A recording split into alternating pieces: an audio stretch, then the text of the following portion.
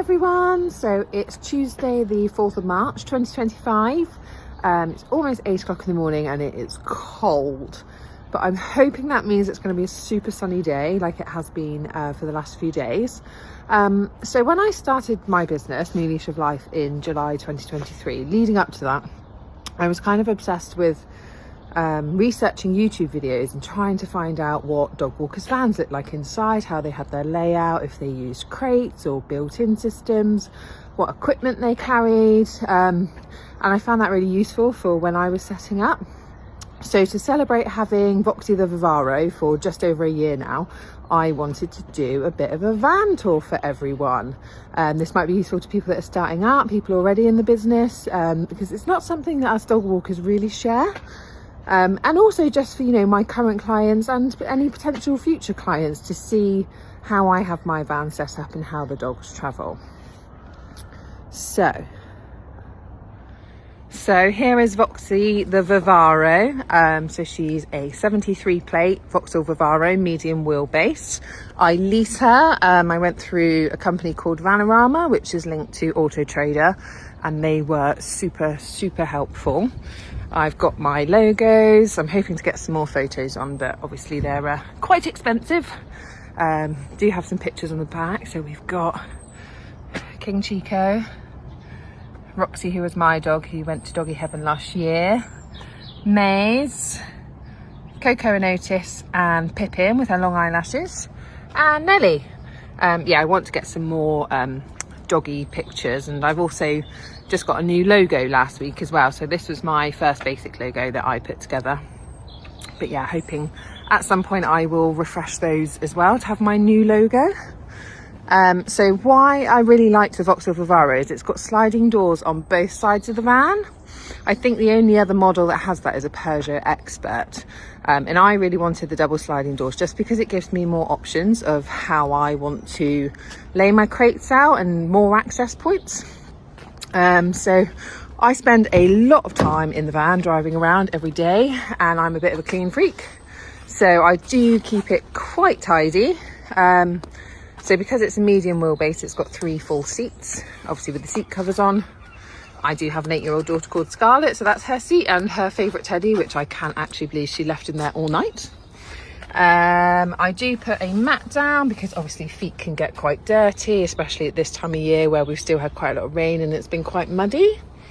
Things that I keep in my door: hand moisturiser, lip balm, and a pen.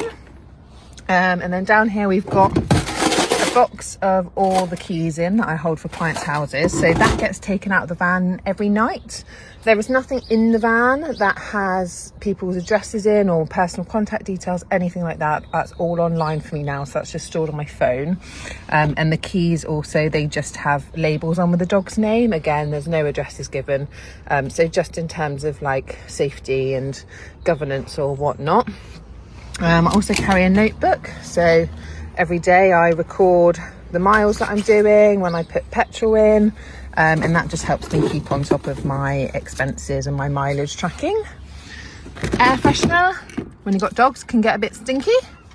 We've got some chewing gum and some hand wipes. Sometimes you can get quite dirty doing this job. So that's the driver's side. In the middle, I do have a little bag that I just use as my bin. I do eat in the van, don't stop for lunch, because that's, peak time of the day. So eat in here and that rubbish goes in there. Phone charging wire, super important. Not good practice to run out of battery and not be able to contact anyone in emergency. I do have a dash cam. My little dash hound is my mascot. Love that. And then obviously that's just plain down there. So the majority of the time dogs do travel in the back because I do have the capacity to carry 6 dogs in the back, which is the maximum amount of dogs that I can walk for insurance purposes. Occasionally some dogs don't like traveling in the back, maybe they're a bit reactive, so they might want to travel in the front. So when they travel in the front, if they're a larger dog, they go in the footwell, and they are still secured too. There's a D-ring down there with a carabiner on, because legally they must still be secured. Or they will travel on the front seat. And I have actually just ordered like a seatbelt harness for up there, because what I had been doing is just kind of tying to the seat belt when the seat belt was done up. But yeah, this is going to be much better practice, having a proper dog harness that secures into the seat belt. So that's that. So then on one side, so we've got a large crate and a medium sized crate, and then I have my basket which is full of all my clean towels and my coats on the side. I've got my dry robe and my waterproof coat. So that's the access point for 2 dogs here. Coming around to the back, so here I've got an extra large crate, my Mud Daddy. I've got a bag here with just kind of odd bits in. So this has got like treats that I use, water bowls, a brush, additional first aid bits, some brushes, some balls. So I personally don't throw balls for the dogs because it can be super damaging for them emotionally and physically. So that's just not something that I do. And also in a group dynamic, that can increase the risk of squabbles, which may lead to fights. So I don't do that, but I do carry balls with me because sometimes dogs are ball thieves and I can't get it back. So then I would just give the other person that they'd stolen it from a brand new ball.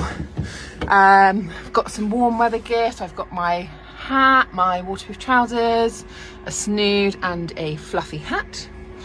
There's the dry towels, and then I've got a basket for dirty towels. So all of the towels that are used in the week are washed at least weekly. If it's, you know, a super muddy week midwinter, they might be washed every couple of days. On this side I've got all my dog equipment. So I've got leads, slip leads and normal leads. Generally I will use my own leads because when you're walking and you've got 6 leads around your neck, it's quite easy not to notice if one falls off, and I would much rather lose my own lead than lose a client's.